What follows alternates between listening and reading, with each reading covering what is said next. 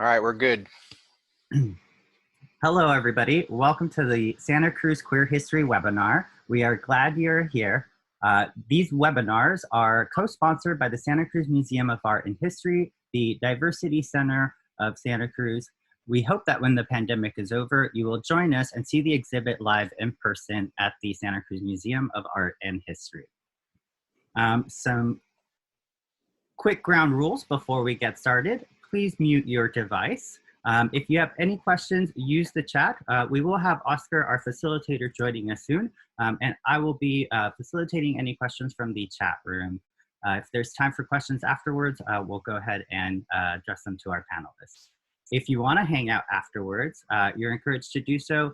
We are recording this episode, but once we stop recording, everyone's welcome to hang out afterwards and just talk about what we learned today. We are learning as we go, so any feedback is appreciated.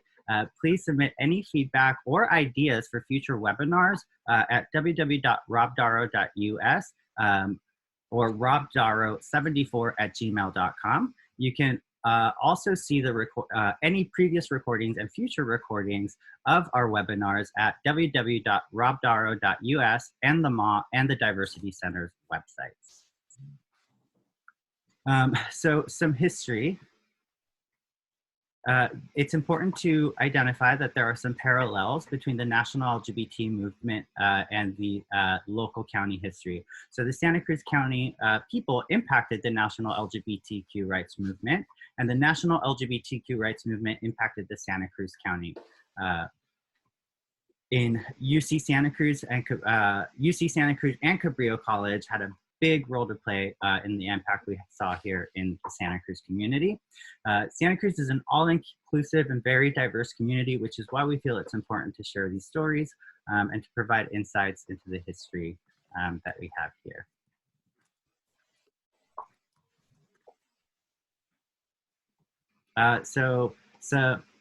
Let's go back, I apologize. So just some quick history we would like to review before we go over our episode today. So in the 1950s, we have the Lavender Scare, in which LGBTQ people were removed from the government and military service. In the 1950s and 60s, we saw the LGBT people organize because of this. We saw groups like the Mattachine Society and the Daughters of Bilitis begin to form. In 1966, we have the Compton Cafeteria riots in San Francisco. And then in 1969, we have the Stonewall riots. In 1974, Santa Cruz organizes with the LAGMU, Lesbian and Gay Men's Union. And then we have the first Santa Cruz Pride event in 1975. In 1970s, we have the first Women's Music Festival here in Santa Cruz. In 1974, Santa Cruz organizes with LAGMU. In 1975, this first Santa Cruz Pride event. And in 1986, UCSC Women's Studies program becomes official. So some local history that happened here. And then about our show today, or our webinar. So today we will be discussing the development of the MAH Queer Santa Cruz exhibit in 2020. So we're really excited. In just some background on how all of this began and some of the process here. In 2009, Dan Dickmeyer collection donated to the MAH includes documents for the first Santa Cruz Pride and many LGBT-related events from 1972. In 2013, Pat Dillon, board member of the Diversity Center, begins collecting and organizing boxes of Santa Cruz LGBT history via the Diversity Center. In 2014, first Trailblazers awards by the Diversity Center, and more people begin to donate their collections. In 2014, Pat talks with Marla Novo at the MAH to archive the collections and some future exhibits. And then some more insights here. In 2011, the California Fair Education Act law passes that mandates the teaching of LGBTQ history in public schools.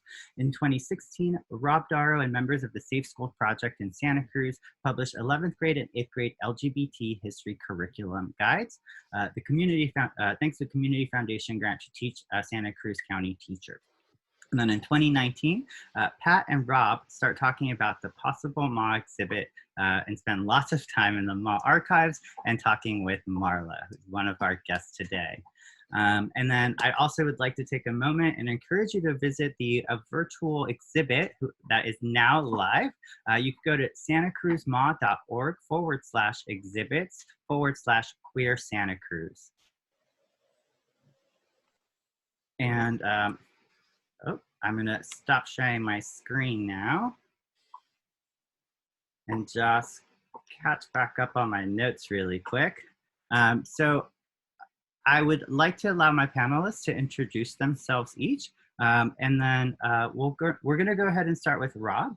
And Rob, if you could please give us some background as to how you ended up in Santa Cruz and how you got involved with the MAH and the Diversity Center, please.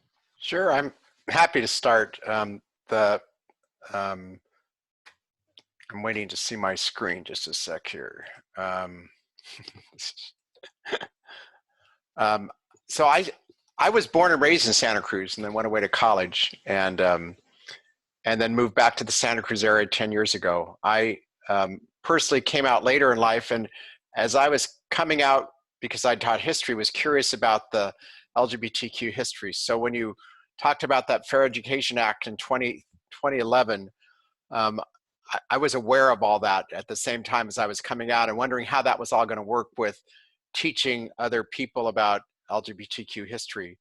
And so as a result of that, I began interacting with a lot of people around Santa Cruz and became more aware of our local LGBT history. And so because I learned a lot about the national LGBTQ rights movement and have spent a lot of time teaching schools and school districts how to implement that, then I thought, well, how does this apply in my own community in Santa Cruz? And so it caused me to begin to move forward in reaching out to other people to make sure that we preserve our history, because from a teacher of history, I know that our own personal history is often very interesting, but somebody's got to write it all down. So that's kind of what got me going in this direction. Marla, welcome. And if you could please introduce yourself and then share with us how you ended up here in Santa Cruz County, and then specifically working with the MAH and the collaboration with the Diversity Center and Rob. Great. Hey, everybody. It's great to be here. I'm Marla Novo. I'm the Exhibitions and Programs Director at the museum. I wasn't born in Santa Cruz, but I came here when I was a year old. My folks moved here, and then I was raised here, went to Holy Cross School, Santa Cruz High, and I've been at the MAH for 24 years. I started in 1996. Kind of crazy to think about that. And always curating exhibitions, both art and history, and working in our archives too. And I think it was around 2010 or so when I was going through the archives at the MAH, and I actually looked at the Dan Dickmeyer collection and thought, wow, there is a lot of rich history here. Wouldn't it be great if we had an exhibition? And thinking about the spaces in the MAH and also in our history gallery where we talk about Santa Cruz County history. So that's where it kind of started back then. And then, like you said, I met Pat and then Rob, and then the magic happened. Thank you for sharing, Marla. I love that. I am so excited for everything to just begin to open up and get to see a lot of what you got to see in I guess digging through all of those archives at the actual exhibit. I have enjoyed the virtual exhibit. It's a beautiful website, so thank you. I just wanted to make sure that I mentioned that. And now, Pat, if you could please introduce yourself. I love the BOA.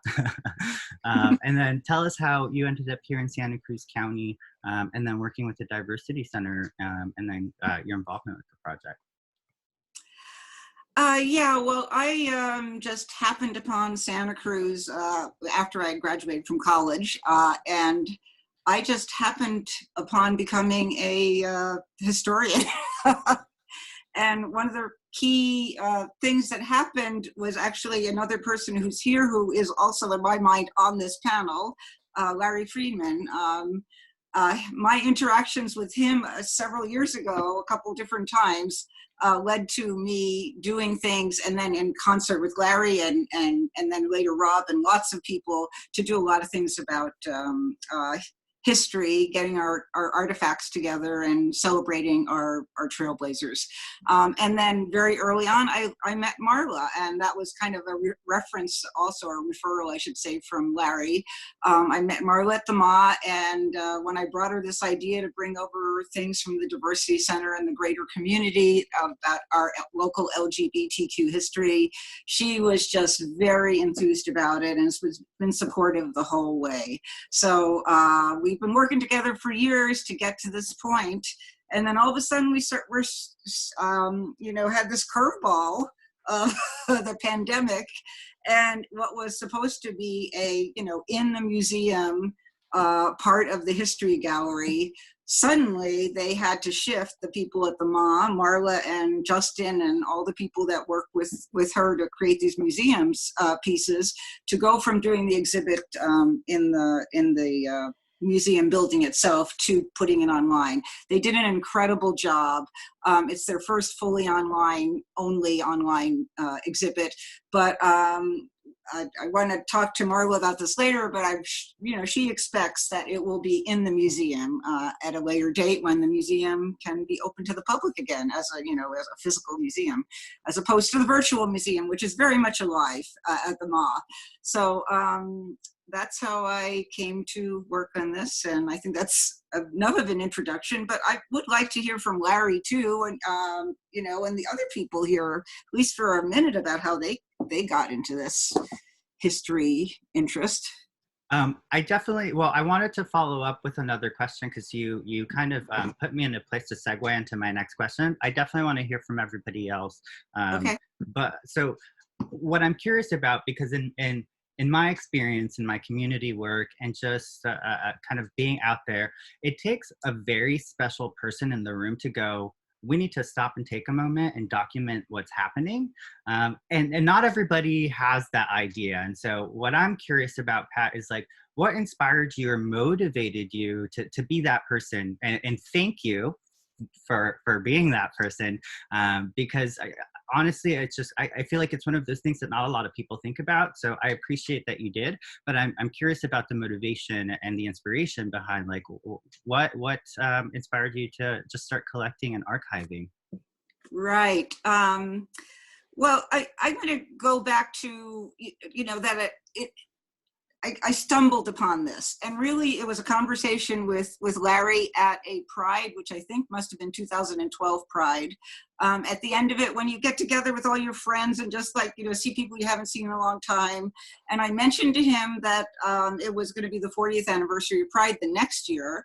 And he said, oh yeah, I really know that. Do you know that I was one of the organizers of the very first Pride? So Larry, who is right with us here today, was one of the organizers of the very first Pride in 1975 in Santa Cruz. And I happened to be living here for a couple of years. I happened to go to that Pride. And I said, no, I had no idea you were one of the organizers. But in any case, we should, so many people moved away. We should get people together. Maybe we should say for next Pride, let's invite a bunch of people that we haven't seen forever, from all over the place. And we did that, Larry, didn't we? And we had the Trailblazers Awards event, and we had another one a couple of years later. And then through that, so what happened?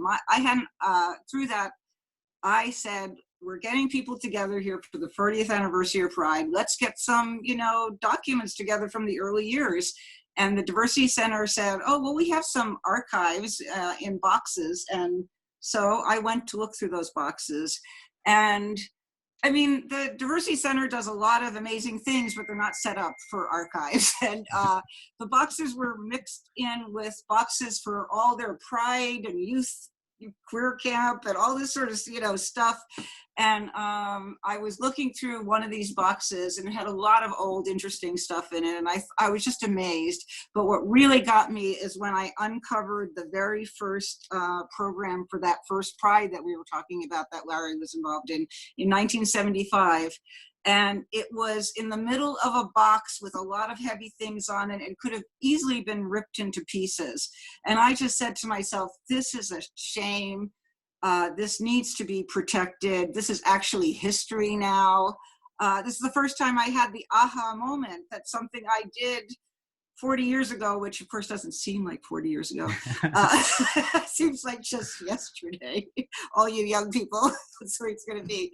But, you know, that we need to protect it. And that's when I ran into Larry once again. He said, hey, Dan Dickmeyer, you know, gave us collection to the MAH. You should talk to the MAH. So that's when, thank you, Rob, for putting up on the screen on the left-hand side is a copy or, you know, of image of that first Pride program. That's what got me excited. And then as we went along, we discovered all sorts of other things. Marla was a great partner, and Rob came along with the, you know, the more formal history part of it, and we made a great team. I don't know if I answered your question. No, that was amazing. Thank you, Pat. Well, first I want to say, like, I see the passion. So thank you for like just being so passionate and for doing this. And then I love, a lot of you got to see just a little bit of the virtual exhibit just now that Rob was able to share. So please make sure, if you haven't already, go on there. There's a lot of really great documents that you can go and see on there. You can also check out the past webinars we talked about before. We had a really great one with Larry. In fact, Larry's been on quite a few in which he talks about the first Santa Cruz Pride and the forming of Black Moose. So definitely very cool. And thank you, Pat, for sharing. Marla, you talked a little bit about the experience of like getting these boxes and these archives. And so I'm just wondering if you could please share with me what that process was like, maybe some of the emotions. And then you also mentioned how like this inspired you to get this this exhibit going. So if you could please share with us about that process. Absolutely. Well, when I first met Pat and knew that there was this archive, a lot of times, you know, we get phone calls about people saying, would you like, you know, donating an archive to the museum? We love it. We love it all. But this one was so thorough and so organized. So without even meeting Pat first, you know, it was through email. And she's like, I got an inventory, I got this. I go, oh my gosh, you're making my job easy. So it was a lot of back and forth for a while. And then when I met her and I first saw those few boxes that she brought in, because it came in stages, I was like, this is a gold mine. I think also, like you, Pat, like you said, when you saw the first program, I had those moments too, like these are gems. These are the gems of an archive, of a collection. And so that was really exciting. And then thinking again about what we had with the Dan Dickmeyer collection and knowing that we could build an amazing exhibition, because, you know, the way I see collections and archives is that it's great to have them as learning tools, as educational tools. But if they're perfectly cataloged and beautifully boxed, but they sit in the back of the archives, any of us a favor, you know? So it was something immediately that I thought, this is the working of a wonderful story of resilience, of history, of, you know, of advocacy and activism that we're going to put out in the MAH as soon as we can. And sometimes that takes a while. As it did with this one, it took a few years, making sure that the archives were complete, or it's a growing archive, so we're still to this. It's always growing, right, Rob? Forever. Yep. But you know, enough material, enough meat there to tell a compelling story, and then seeing where it could fit in our exhibition schedule. And then, you know, even before this pandemic situation, I think this exhibit was on the books for a couple of years, and then we weren't quite ready. And then we weren't quite ready again. I think it was like 3 times the charm.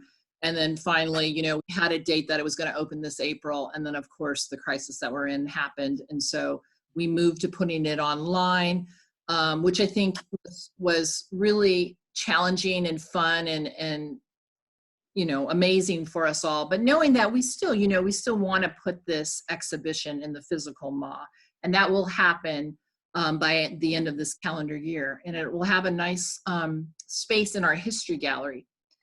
So it can be up for several years. A lot of our exhibitions are up for about 3 to 4 to 6 months, but this has the potential to be in the history gallery for at least 2 years. And so I'm really happy as well. And we made the change in our history gallery. Our history gallery is a long-standing display of Santa Cruz County history. and it opened in 1993 when the museum opened. And we loved it. It was well loved. But a few years ago, starting actually in the 2000s, we thought about redoing it so there is more space to tell these stories in depth. And so we like to call them little history pods within the History Gallery. And so the Queer Santa Cruz exhibit will be one of those history pods. Thank you, Marla. Rob, if you could share with us how you got involved and your process with the exhibit, and yeah, please share how your role is also kind of developed as well. Yeah, it was interesting as you were talking. I was thinking about how, at one level, because of my other work, the work kind of with the national LGBTQ rights movement, you know, I have visited the GLBT historical archives in San Francisco, the One Archives in Los Angeles. And so I was just so excited to see what was in the MAH when I first got to go into those archives, between the Dan Dickmeyer collection and the boxes that Pat had put together. And I'm thinking, oh my gosh, these are great stories, you know, the same stories as you would see in either one of those other museums. So that there's that excitement of that piece too. And I think what I've learned most from the MAH, and I should also add that my daughter majored in museum studies and did a year internship at the MAH, and I also got to attend museum camp one summer at the MAH. And so I've learned a lot about the role of museums in local communities like Santa Cruz, and the importance of stories, and realizing the importance that everybody has a story, and how do you tell those stories. So that's kind of what keeps me going and moving forward, because everybody has a story. And as we continue to kind of peel back all the layers of stories of queer history in Santa Cruz, eventually I hope we, you know, can put that in print somehow. But I was really excited to hear about when Pat and Larry had that conversation. So when we have a second, I'd love to hear if Larry remembers that conversation and how it went from his perspective, because that's another piece of this story I hadn't heard before. So that's the cool part of all of this. So Larry, I feel like we need to bring you in now. And first, I want to go back to my first question. I want to know your perspective of how this idea of archiving and collecting all of this history, and maybe any involvement or insights. I know Pat was talking about having conversations with you, so that would be great. And then if you could also just piggyback off of Rob's conversation as well and his comment. Sure. First of all, unfortunately, I have about 8 more minutes and then I have another commitment. So I didn't know about this until about an hour ago. So I do remember talking to Pat, and I more remember organizing the whole Trailblazers gathering that Pat and I and Cater Pollock and Tom, my husband, and a couple other people were involved in. And I also am a very close friend of Dan Dickmeyer's, and I have been for 45 years. And I knew when he and his husband David moved away from Santa Cruz and sold their house and moved to Canada, that he's a collector of stuff, newspaper articles, politics articles from when he was an activist before even being here in Santa Cruz. But I knew he had a treasure trove of stuff which he gave to the Diversity Center, and it was sitting in boxes, like Pat said, up above the office of the executive director in a little tiny loft space with all kinds of other crap.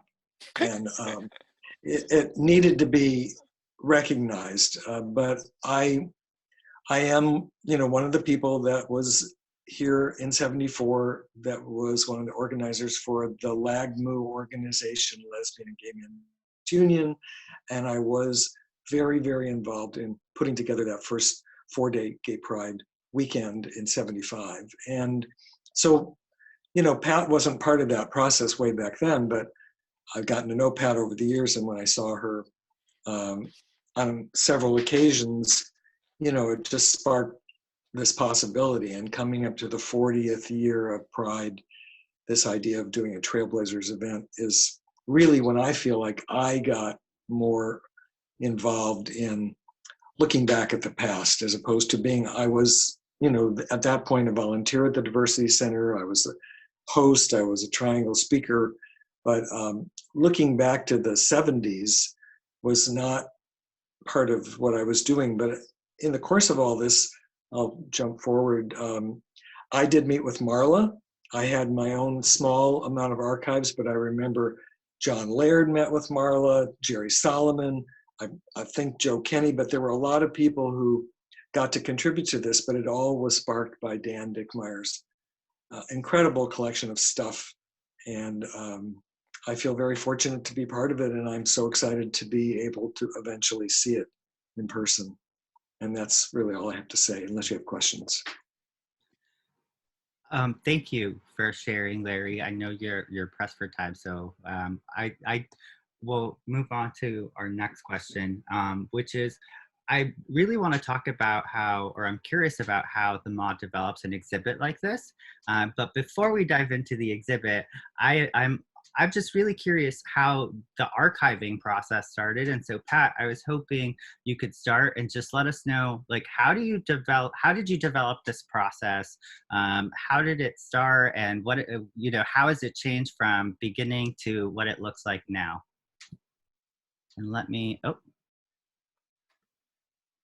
Unmute. Okay. There you go. Well, I mean, I just approach it as any project where you just figure out the steps and do it. And so one of the things is, like, when I would see that there were some programs for various prides over the years, or some programs for a gay evening in May. We had some of them, but we were missing some years. I asked people, did they have any of this stuff? And then I would just get one copy of each for the MAH and one copy for the Diversity Center. And if we only ended up with one copy, it went to the MAH. So we didn't have two. I just looked at the things, we had, and tried to find more things to fill in the gaps for all those periodicals. And the periodicals are very important because they're, like, really showing what people were thinking, and, what advertising and all sorts of things, what calendar, events are happening then, and a lot of opinions,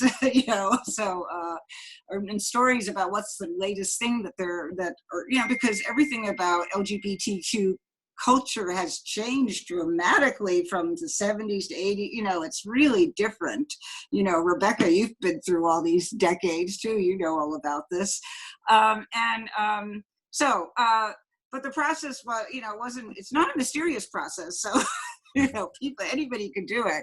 And really, I kind of think, one of the things as I'm doing this, my parents passed away a while back, but I would encourage anybody who have parents, grandparents, great uncles, whatever, older relatives, to really talk to them and try to find some things out about them. They're often reluctant to talk about some things, but oral histories are very important. And I want to put in another plug for the MAH, in that the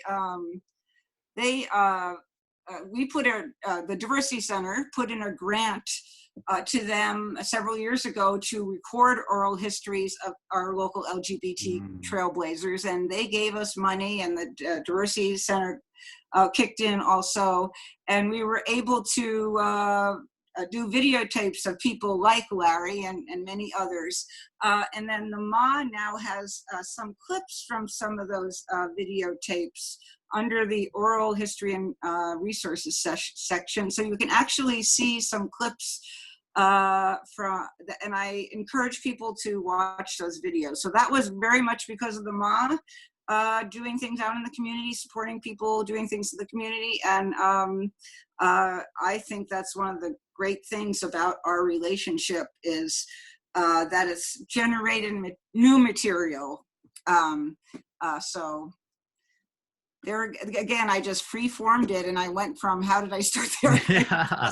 No worries. Something else, but there you go. That's what you get. And Rob, thank you for sharing the beautiful website. Again, I want to encourage everyone, if you haven't gone to the virtual exhibit, to please visit it by going to the Santa Cruz Museum of Art and History website. Bye. I have to leave. Bye, Larry. Bye, Larry. Love Bye. you. Love you too. Bye.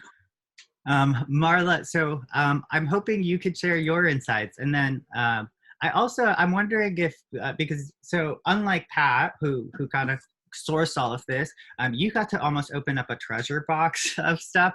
Oh, yeah. So if you can just, one, walk us through how an exhibit like this develops, but then I'm also curious, because Pat had mentioned that she'd found a program for the first Pride, and it kind of, it inspired her. So I'm wondering if there was an item or an article or a program or something that maybe you also came across that really spoke to you or inspired you as well. Well, you know, I'm also a sort of like 3D objects. I love the archives, the ephemera, which are the photographs and the programs, but I also like the 3D items. So I really love seeing the flags and the buttons. I'm a real fan of buttons, and so that kind of won me over. Also want to say also what Pat was mentioning, the oral history project, which I think is such an integral part of this exhibition. And really we were waiting for that to be finished too, so we could continue to curate the exhibition. And that was funded by the History Forum. The project won the Dulcus Mertz Award. And so and that's an auxiliary group of the MAH. So we were thrilled to be able to fund that project and move it forward.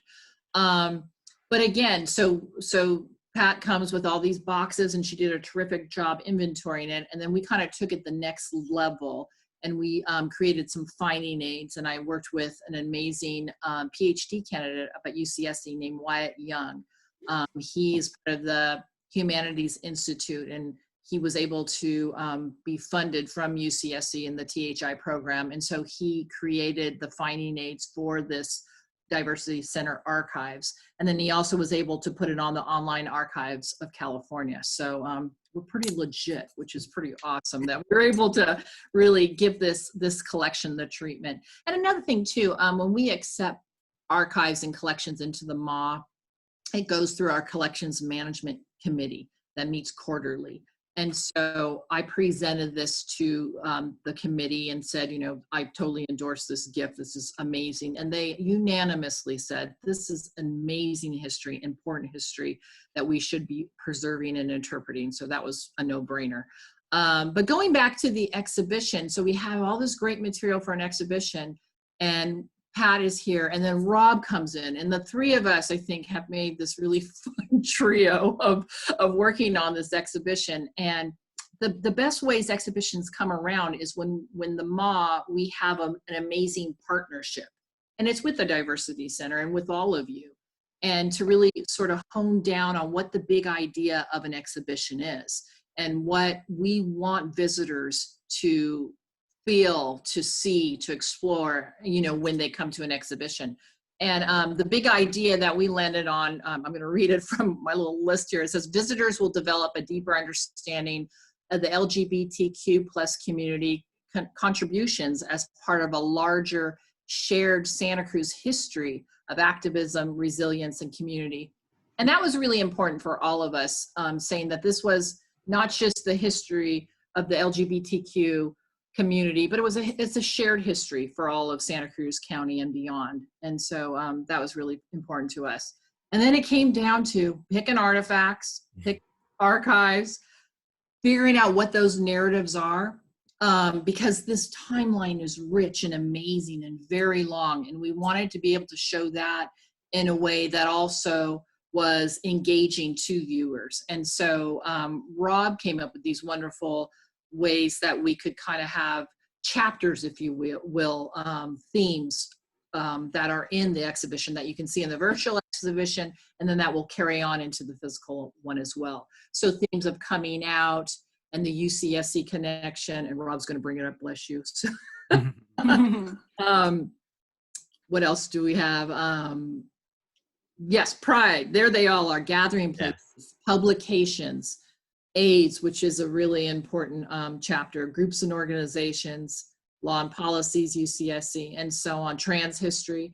And we're excited to keep growing these too. And that's the beauty of this virtual exhibition, is keep growing it. We can kind of hone it until we actually then install it in the physical space. So we're very excited about that as well. We learned a lot about putting the virtual exhibition together and the framework of it and how it can then translate into the physical exhibition. Yeah, well, the virtual exhibit is beautiful. I mean, the content is really great. I love all of the visuals, and I feel like it's thought out. I had made a comment to Rob that I almost feel like I'm in the museum doing one of the Audible tours. And I love that experience. So thank you for just creating that to everybody at the mall, and Rob, thank you as well, and Pat, just for being that person, right, in the group who thinks we need to archive this, we need to hold on to all of this. Yeah.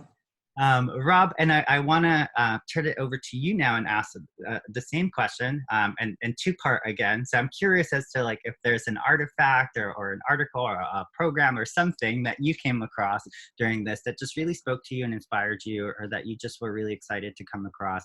And then Marla did a really beautiful job of explaining to us how the whole exhibit started and how it is presented now.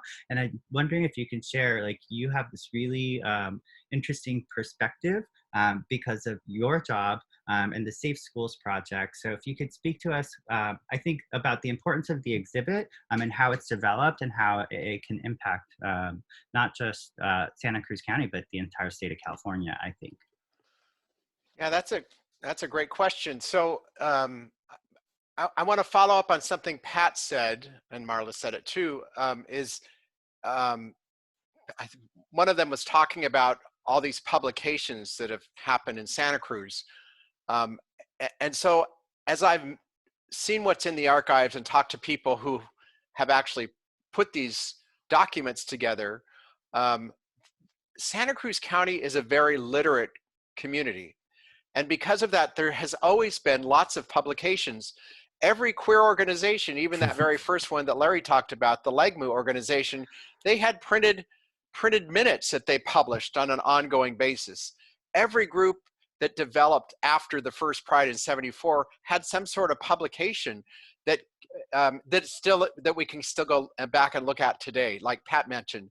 And so, like the Matrix newspaper or the A Gay Evening in May event or things like that, there were all these publications that were there, which I think is not like a lot of other communities the size of Santa Cruz probably across the world.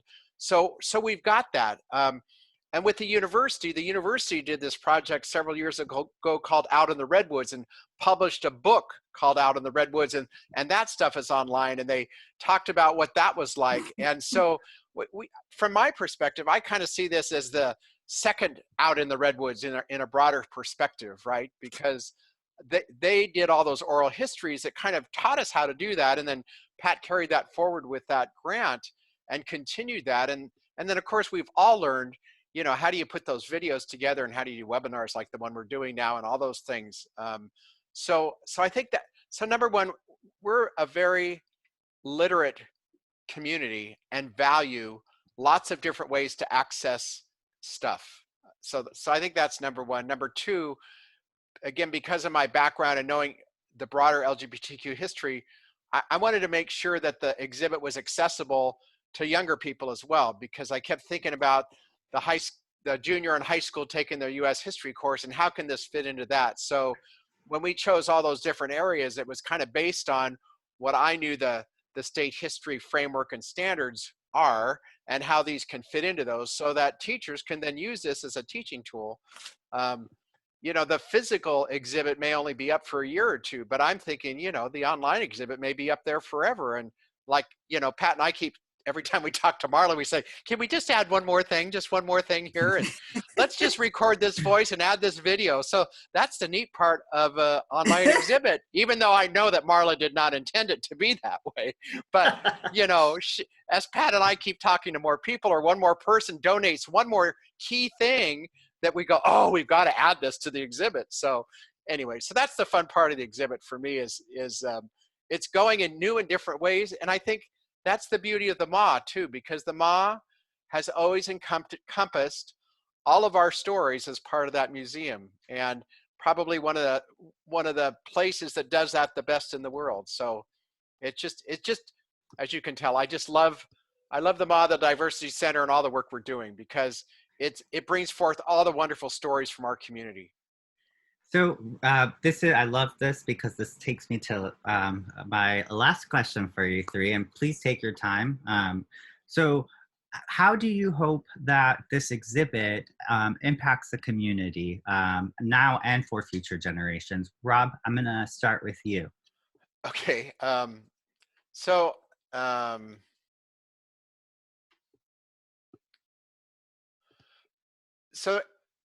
LGBTQ history did not really become visible to people until the 1970s, when this guy wrote the book called Gay History. And this is true of all histories as you look at African American histories, Asian histories, Latinx history, women's history. Every history in history, aside from European history, you know, developed a history, developed an identity. And as a result of developing that identity, somebody wrote it down and it became visible. And so queer history has not been visible in very many places, in very many ways. And so this exhibit helps the history and the incredible people that live in Santa Cruz to become visible in ways that they were not visible before. Now, the people who hang around the LGBTQ groups in Santa Cruz, like Pat and Larry, and those people who've been around since 1974, you know, they live the history. And, you know, when you live a history, you don't realize at the time that what you're doing is significant. It's only when we look back at it or somebody says, oh, that was pretty interesting, that we go back and realize that was important at that time. And so my hope for this exhibit is that other people will realize the importance in history that queer history plays across Santa Cruz, and how Santa Cruz has moved the LGBTQ history movement forward, but in the same way, the queer people and LGBTQ people around Santa Cruz have moved Santa Cruz forward as well. And it's very few communities can talk about the importance of how those things have joined together to create this rich resource and education for everybody for the future. Thank you for sharing, Rob. Pat, so if you could please share with us, what would you like from the community and future generations to take from this exhibit? So first of all, we have a very vast community with a lot of different interests and you know, characteristics. One of them is, you know, age. So some of us have been around for a while, and for those of us, it's good to look back on the various things that we've, you know, some of them we survived, you know, like the AIDS crisis. The people who are here survived that, you know. Others that we could look back and say, yeah, we stood up to the Briggs Amendment and we prevailed. So, you know, we need to, you know, realize that even though, as I think Rob mentioned, we were, you know, not really thinking that we were doing anything historically significant, we went through a lot, and it's good when we get older to look back on things like that. For people who are very young, you know, it's ancient history, things that happened in the 70s, 80s, even in the 90s, frankly, just, you know, and we've been through a lot, and they don't really realize what it was like perhaps in the 60s or, you know, before we started coming out in 1975 to join together in San Lorenzo Park for the first time at Pride, Santa Cruz Pride. Before that, we were very much in the shadows, and practically everything was against us in terms of laws and most of public opinion. So we've come a long way, and surely we still have a lot of things we have to work on together. So we got together as a community then, and the message is we've always had to come together as a community. We've always had to find allies to help us out. We've always had to work for change. We'd always have to work with our legislators to make things happen legally, change. And, you know, that's an ongoing thing. And we can get inspiration from people who've done it in the past.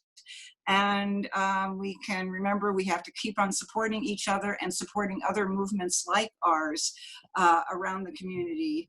And a moment like this, when we're in the middle of the pandemic, is really a time to remember how much we need to support each other and how we get through these things with each other's support. So that's what I think is important about this exhibit, Queer Santa Cruz at the MAH, but also other exhibits that they do there. I appreciate the MAH so much. Absolutely. And, you know, I just want to point out one really important thing, as you mentioned, that the queer community, we have this solidarity. We are always banding together, and we're experiencing that right now as we're going through this pandemic, and even just this experience here that we're going through right now is testament to that. So Pat, thank you for shining a light on that. And I just wanted to take a moment to celebrate that, you know, our resiliency and our solidarity as a community. And thank you guys again for joining us, because right, that's a whole part of that. Marla, if you could please tell us, what do you hope the Santa Cruz community and future generations take from this exhibit? Well, I just want to build on what Rob and Pat said so eloquently, but also, you know, I think this exhibit, and hopefully others that we do at the MAH, are reminders to people that their stories matter, and they might be tucked away in filing cabinets and drawers, and it's time to sort of remember those stories and to collect them. And I think back last summer, we had a group of some of the trailblazers in archives, and I think it was Jerry Solomon that said that it was a really great time for everybody to be together and be around each other, and that he never thought that this queer Santa Cruz history would ever be told. Like none of these stories, none of these archives, none of these objects would ever be in a museum exhibition. And it was sort of like a big deal. And that was wonderful. I'm so proud that the MAH can be that place, that safe space to tell these stories that go beyond Santa Cruz County. And so that's what I remember of just this exhibit. Just shows that there's so many other stories and other archives that need to be uncovered. And for us to be an inclusive and diverse society, we have to keep telling those stories, always keep advocating to tell those stories. And also, when we form partnerships at the MAH, we hope that it's not a one-off, like, you know, we've done this exhibit and it's over and see you later, everybody. And it's not. It's like, this is just the beginning of our relationship together and the things that we can do together. And so I'm looking forward to what else we can do. Are you sure? Are you sure you say that? I was going to say, well, are we still in the honeymoon phase of the relationship? I know. We have got into a lot of interesting conversation. Oh no, I love it. No, you are like our super partners. So, so we do have the time partners for one. That will never go away. That's right. We do have time for one more question, so I'm going to take advantage, and thank you guys for your patience. But there was one point that was brought up, and I believe it was Rob or Marla, of how this is almost a time capsule. It was Rob when he was speaking about these webinars and the virtual exhibit and how this lives online. So I would like for each of you to, if there's a message that you want to tell someone before they experience this exhibit or after, what is that message? So what would you want someone to know going into this exhibit or take away after the exhibit? Because I know people are going to experience this after the pandemic is after the pandemic has passed. And so I think it'd be really cool for them to maybe get some words from you guys. We'll start with Pat.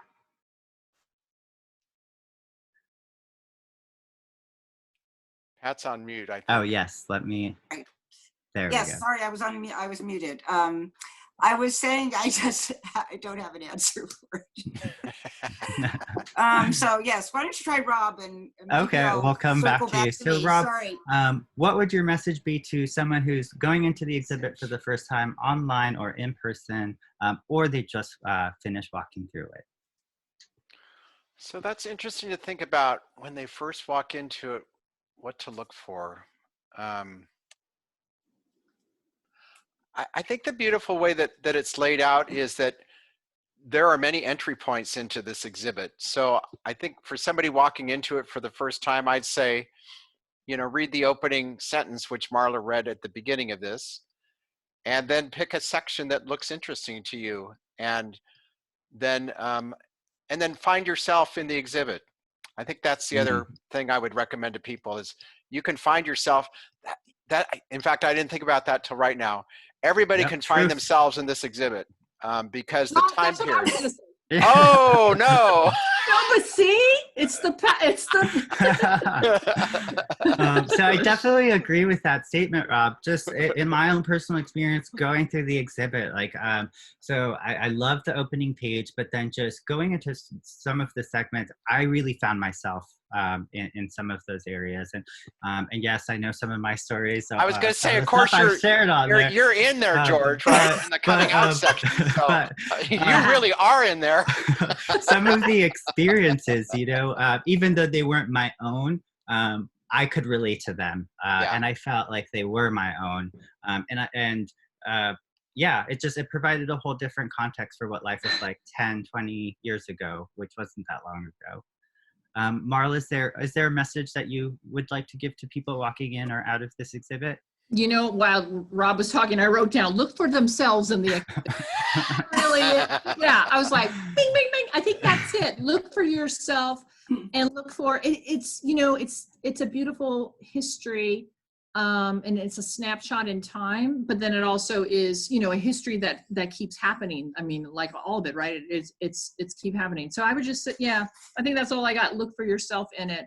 And it was also just great looking at those cool fonts from the 70s and what it looked like in the 80s. I mean, that's the fun of history exhibits too. And what Santa Cruz looked like in that time too. But yeah, I would just say step into it, give yourself time to wander all in the exhibit, drink it all in, and then imagine yourself in there too. Pat, I don't want to put you on the spot, but is there anything that you'd like to add to what Rob and Marla? I just want to congratulate Rob for actually figuring out a great answer to that question, which I also concur with. I do want to bring up that the MAH, when they do open up the museum to the public again, we do plan to work with them at the Diversity Center and all, everybody in the community about doing various events, of some sort.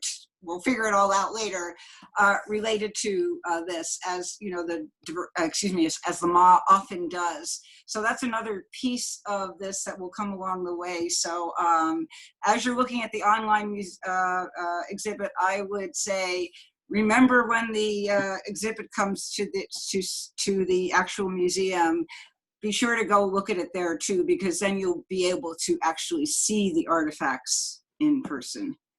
So that's what I would say. Thank you, George. Thank you, Pat. And I'm going to finish the end part to say that as you walk away from the exhibit, this is only the beginning part. This is one little glimpse of history that happened in Santa Cruz. But every story in there, there's a broader story throughout California, throughout the United States, throughout the world. So there's lots to explore beyond that. And as we build on the exhibit, we will have those resources that people can explore. Thank you, Rob. And at this time, I'm going to go ahead and pop my screen back on so that we can go ahead and say thank you for joining us at our webinar today. Feedback and forms for your stories and archives can be submitted to www.robdaro.us. The more that we get, the more amazing that this exhibit can be. So please don't be shy. And if you have any ideas for future webinar episodes, also forward those to the link provided. Future webinars will be hosted Tuesdays and Thursdays, and we're actually going to be swapping our time from 4 p.m. to 1 p.m. So we hope that we see you all next Thursday. Thank you. And just so everybody knows, Thursday we're doing a webinar about Lou Harrison, which was an important person in LGBTQ history in Santa Cruz. Thanks, George. Thank you, Rob. Thank you, George. Bye, Thank you, everybody. George. Thanks for joining. All right, Love you all.